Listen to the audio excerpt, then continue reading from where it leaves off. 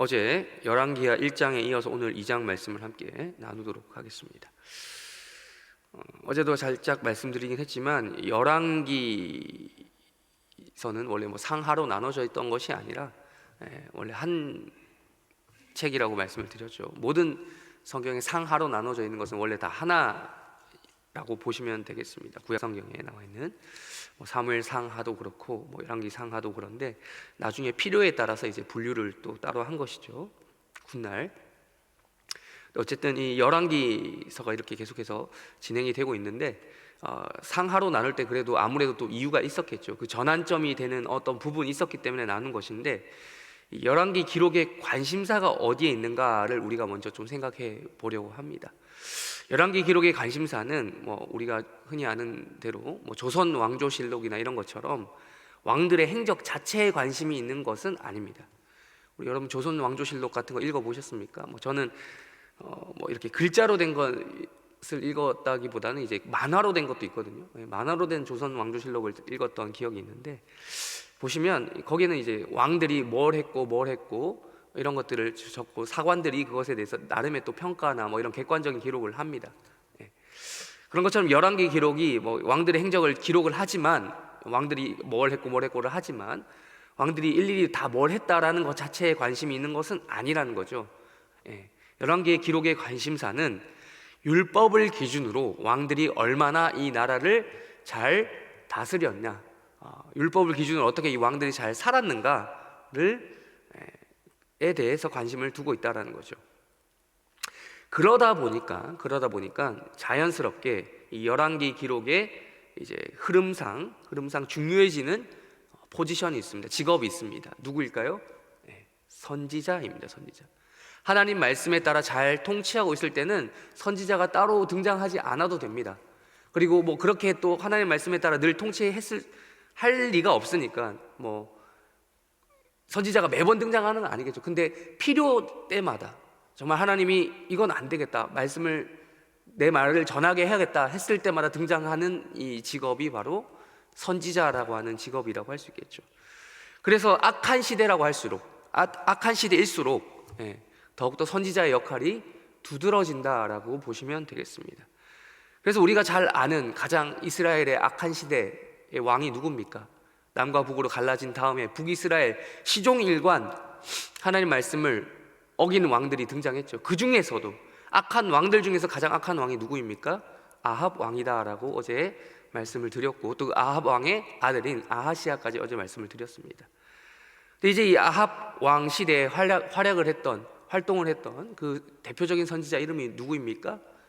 엘리야죠. 엘리야. 근데 이 엘리야의 시대도 어느덧 저물게 되었다가 바로 열왕기 상과 하를 이어주는 이 연결점이다, 전환점이다라고 할 수 있겠습니다. 그래서 아합이 죽는 것 또한 열왕기 상에서 하로 넘어가는 전환점이라고도 할 수 있겠지만, 엘리야에서 엘리사로 선지자가 세대 교체되는 장면 또한 중요한 전환점이 될 수 있다라고 할 수 있는 것입니다. 여러분, 세대 교체가 언젠가는 일어나게 되죠. 여러분의 우리 여기 주로 이제 계시는 분들이 저보다 윗세대이신데, 윗세대 세대를 구분하지 않습니까? 과거에 무슨 세대 베이비 부머 세대, 그 다음에 등등, 지금 기억이 나는 것이 X 세대 이런 말 들어보셨습니까? 요즘에 MG 세대라고 또 이런 말이 나왔잖아요. 등등 세대를 구분하게 되는데, 세대 교체를 할 때 여러분 가장 중요한 게 뭐라고 생각하십니까? 여러분들이 여러분의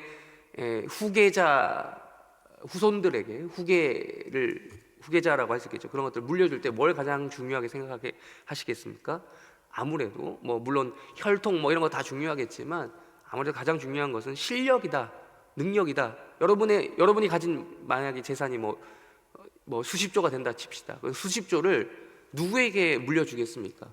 단순히 자식에게도 물려줄 수도 있겠지만, 그 재산을 잘 관리하고 혹은 증식시킬 수 있고 그런 실력 있는 자에게 물려주고 싶어 하시지 않겠습니까?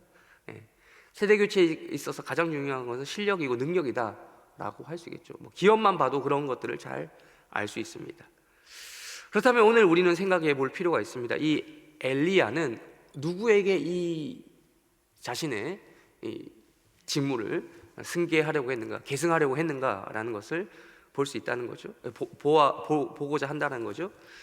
일단은 뭐 우리가 지금 잘 아시다시피 엘리야는 엘리사에게 자신의 그 선지자 직무를 승계해 줍니다.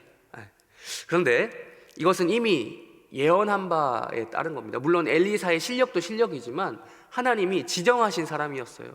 우리가 오늘 살펴보진 않았지만 앞서 열왕기상 19장에 보면 하나님이 일종의 메시지를 던져주십니다. 너의 직무를 누구에게 넘기라?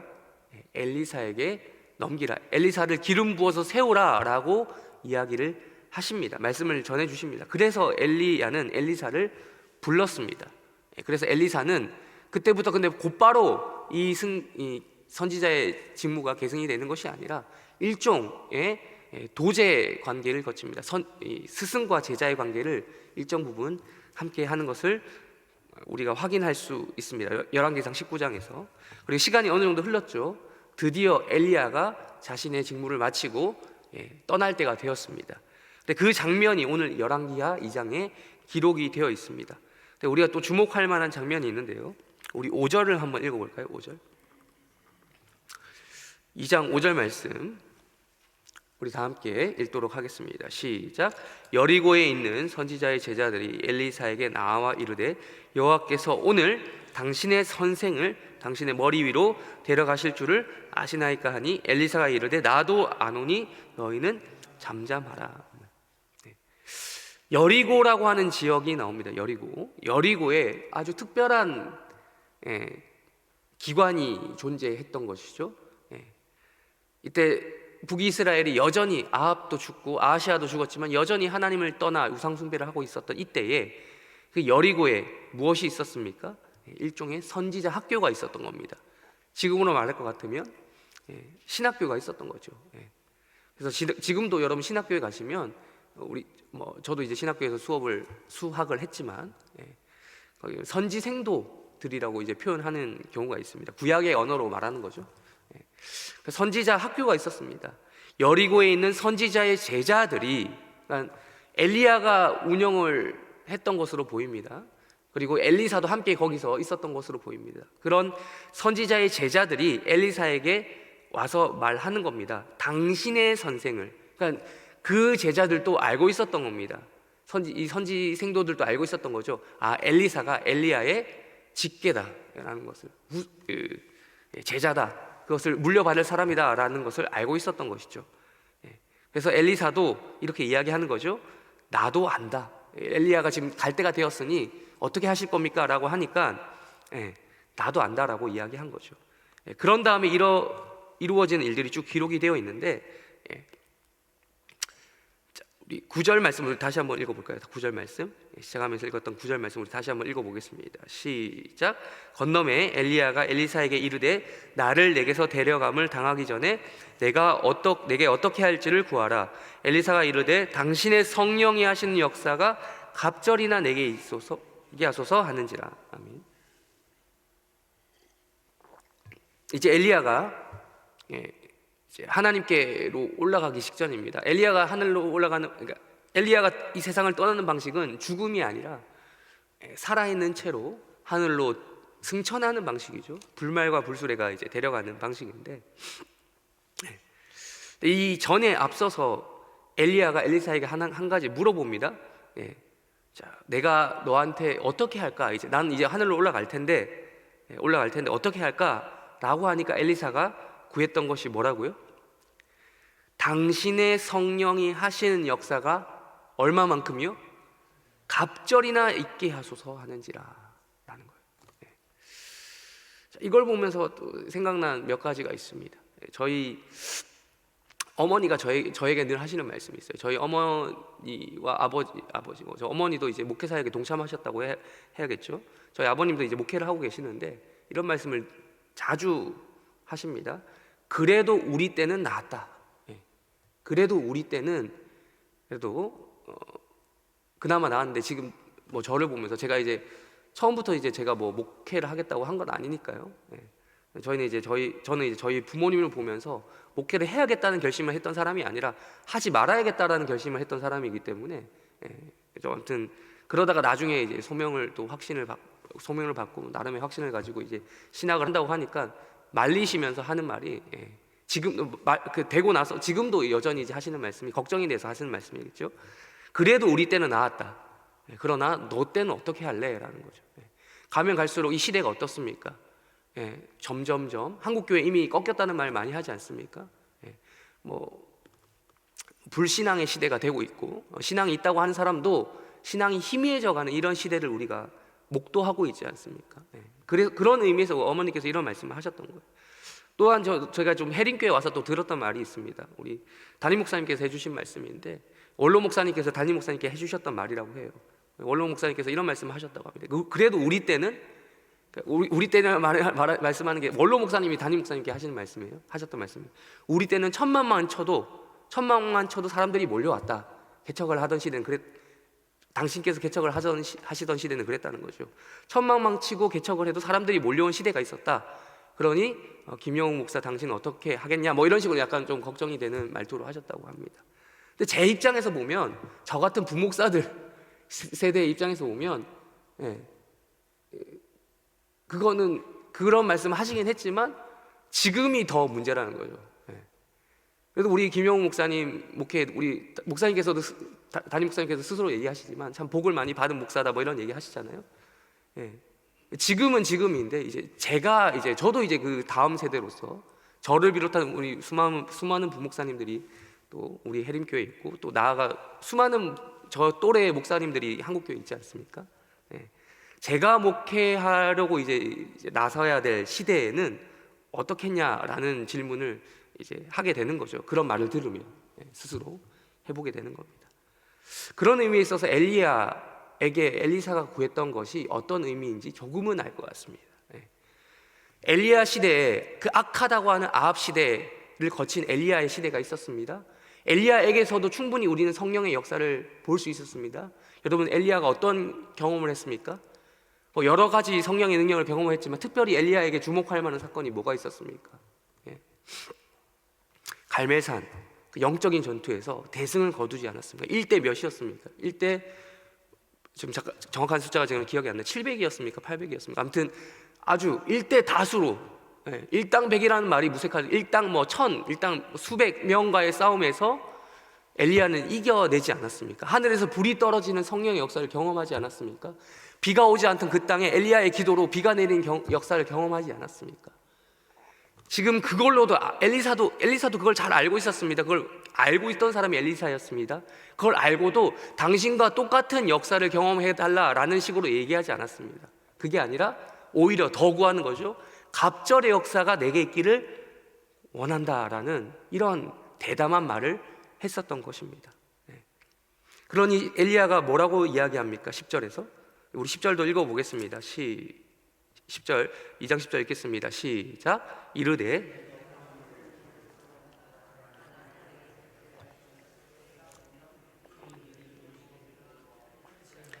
이루어지지 아니하리라 하고. 아멘. 엘리야 입장에서도 어떻다는 거예요? 이게 어렵다는 겁니다. 어려운 일을 구하는도다. 그러나 여기서 끝나지 않습니다. 그러나 하나님이 자신을 엘리사가 보는 데서 데려가시는 것을 너가 직접 목격하면 그 일이 이루어질 수도 있다. 질 수도 있다가 아니라 이루어진다라고 말씀하시죠. 이루어진다. 그런데 곧바로 눈으로 보십시오. 10절 말씀이 끝난 직후에 11절에서 어떤 일이 일어납니까? 엘리야가 승천하는 장면을 누가 보게 됩니까? 엘리사가 직접 보게 되는 것입니다. 그런즉 무슨 말씀을 이야기하는 겁니까? 엘리사에게 갑절의 역사가 있다라는 것이죠. 있게 된다라는 것이죠. 그래서 그거에 대한 증명이 그 이후로 쭉 이어지는 겁니다. 우리가 지금 생략해서 읽지 않았지만 6절에서 8절 사이에 보면 엘리야가 요단강을 건널 때 엘리사와 함께 둘이서 건널 때 겉옷을 가지고 물을 쳐서 가르게 하는 장면이 등장합니다. 이것은 일종의 디스플레이죠. 보여주는 것이죠. 여러분 요단강이 갈라지는 사건 언제 있었습니까? 여호수아서에 보면 여호수아와 이스라엘 백성들이 가나안 땅 정복하기 직전에 요단강이 갈라지는 사건을 경험하게 됩니다. 언약궤가 지나가면서 다시 한번 갈라지죠. 그 요단강이 갈라지는 사건 또한 앞선 세대 여호수아 세대보다 앞선 세대가 모세 세대죠. 모세와 이스라엘 백성들이 홍해를 건넌 사건을 다시 한번 보여주는 것이 요단강 사건이고, 그로 인해 다시 한번 하나님이 언약 가운데 함께 계신다는 약속을 재확인하는 장면이죠. 지금 엘리야가 지금 그 장면을 엘리사에게 보여줍니다. 보여준 다음에 지금 엘리야가 하늘로 올라가게 되죠. 그런데 그 직후에 일어난 사건을 보시면 12절부터 쭉 보시면 14절까지 눈으로 보십시오. 보시면 엘리사가 엘리야의 떨어진 겉옷을 주워서 똑같은 역사를 행합니다. 요단강이 갈라지는 사건을 다시 한번 경험해요. 이 말은 즉 뭡니까? 엘리야에게 있었던 그 성령의 능력이 누구에게 있다는 겁니까? 엘리사에게도 있다라는 말씀을 하고 있는 것이죠.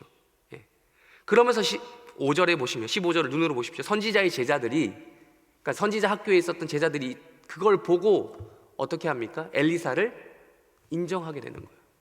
엘리사에게도 뭐가 있다? 성령의 역사가 있다라는 것을 인정하게 됩니다. 물론 이게 없다 하더라도 그 선지 생도들을 알았을 것입니다. 알았겠죠. 그러나 이런 사건으로 인해서 엘리사의 그 선지자 직무가 승계되는 것이 더욱더 확실하게 여겨지게 되는 것이죠. 그런 다음에 이어지는 19절부터 25절까지 보시면 또 주목할 만한 사건이 두 가지가 더 나옵니다. 그 증거로, 성령의 역사의 증거가 두 가지가 더 나오죠. 엘리사가 여리고의 그 나쁜 물을 고칩니다. 이 사건을 좀 구체적으로 들여다보려면 시간이 없기 때문에 빠르게 넘어가겠지만, 어쨌든 여리고는 저주받은 땅이거든요. 여리고는 이 여호수아와 열왕기상에 보면 저주받은 땅이라고 등장을 합니다. 왜냐하면 여호수아가 그렇게 예언을 했기 때문에, 여리고 성을 멸망시키면서. 근데 그 저주받은 땅을 엘리사의 사역으로 인해서 치유하는 장면이 등장합니다. 이것은 아주 주목할 만한 사건이죠.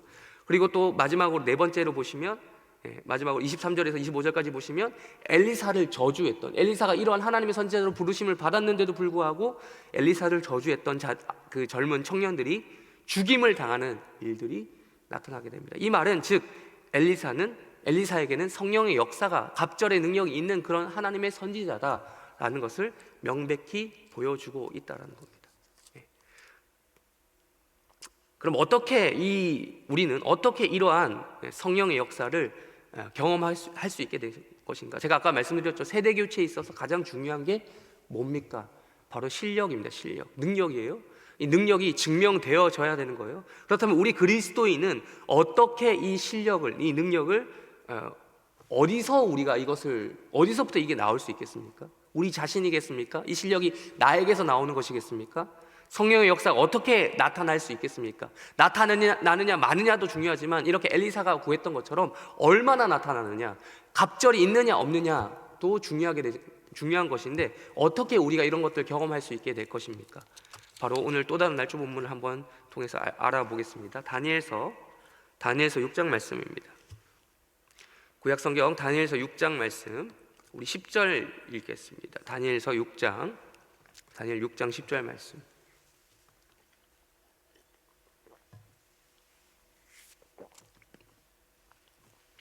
다 같이 함께 읽겠습니다. 시작.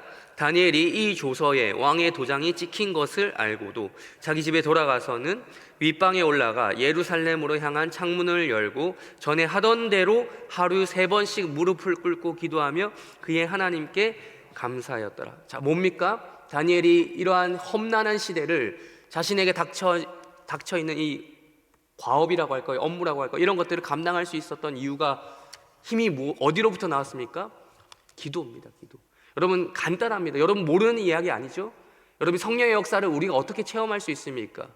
기도의 능력으로 성령의 역사를 체험할 수 있으시되 갑절의 역사를 경험할 수 있는 것입니다. 이러한 은혜가 여러분들 가운데 있기를 주님의 이름으로 축원합니다.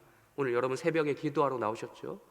기도하러 나오신 이유가 뭡니까? 오늘 하루도 이 기도를 통해서 성령의 역사가 내 삶 가운데 있기를 간절히 소망하며 나오신 거 아니겠습니까? 다니엘을 보십시오. 다니엘, 세상에 의해서 여러분, 다니엘 이름 어제 말씀드렸죠. 심판하는 자는, 하나님의 심판을 이야기합니다. 다니엘의 이름이 세상을 심판할 사람이라고 말씀드렸습니다. 그런데 다니엘서 6장을 보시면 오히려 다니엘이 심판을 받고 있는 것처럼 보입니다. 다니엘이 세상에 의해서 심판을 받는 사람처럼 나오죠. 여러분, 다니엘이 지금 총리직을 수행하다가 어떤 일을 경험하게 됩니까? 사자굴에 정쟁에 휘말립니다. 여러분, 다니엘은 어떤 정치적인 스탠스를 취해서가 아니라 단순히 다니엘을 시기해서 정치적인 이런 사건에 휘말리게 되어서 다른 총리와 다른 고관들에 의해 고발을 받게 되죠. 자기는 어떤 정치적인 논쟁에 휘말린 게 아니라, 정쟁에 휘말린 게 아니라 단순히 자신의 신앙을 지키려고 하다 보니까 그것에 알고도 걸려 넘어간 것입니다. 세상에 의해서 심판받게 되었습니다. 그래서 결국 심판받는 것처럼 보이는 사건이 일어나게 되죠. 사자굴에 들어가게 됩니다. 그러나 결국을 우리는 압니다. 어떻게 됐습니까? 사자굴에서도 하나님이 살아나게 하십니다. 그래서 결국 어떻게 됩니까? 다니엘을 심판하려고 했던 자들이 오히려 심판받게 되는 것입니다. 이런 일들이 일어나게 되죠. 여러분, 다니엘은 자신이 원해서 자신이 정말 총리가 되고 싶어서 다 이 메대의 총리가 된 사람이 아닙니다. 여러분, 다니엘 잘 아시겠지만 이미 바벨론에서 해볼 거 다 해본 사람입니다. 바벨론에서 이미 그 느부갓네살 왕의 꿈을 풀어주면서 높은 자리에 올랐던 사람입니다. 이 사람이 뭐 정치적인 욕심이 있어서 그런 것이 아니라 정말 하나님이 자신에게 주어진 사명을 그냥 감당했던 일종의, 이 사람의 원래 직업은 선지자였습니다. 하나님 말씀을 전하는. 근데 그 직업적인 선지자, 말씀을 전하는 대상이 단순히 백성들이 아니라 바벨론과 메대와 혹은 이제 나중에 나오게 될 바사의 왕들이었던 거죠. 왕들에게 자신의 직무를 통해서 하나님 말씀을 증거하는 사람이었던 겁니다. 중요한 것은 이 사람이 늘 하던 대로 뭘 했습니까? 10절에 나온 것처럼 하던 대로 뭘 했다? 기도했다.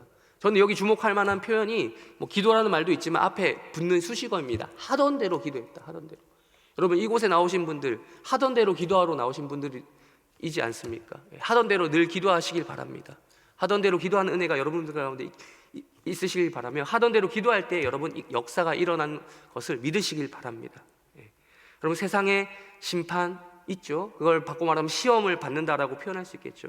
세상의 심판이 우리 가운데 있습니다만 그 세상의 심판을 이겨내고 세상을 심판하는 그런 하나님의 성령의 역사, 갑절의 역사가 오늘 우리 가운데 있기를 주님의 이름으로 축원합니다. 우리 마지막으로 오늘 또 다른 날주 본문인 데살로니가 후서 2장 말씀 보시겠습니다. 데살로니가 후서 2장 15절 말씀 한 절만 읽겠습니다.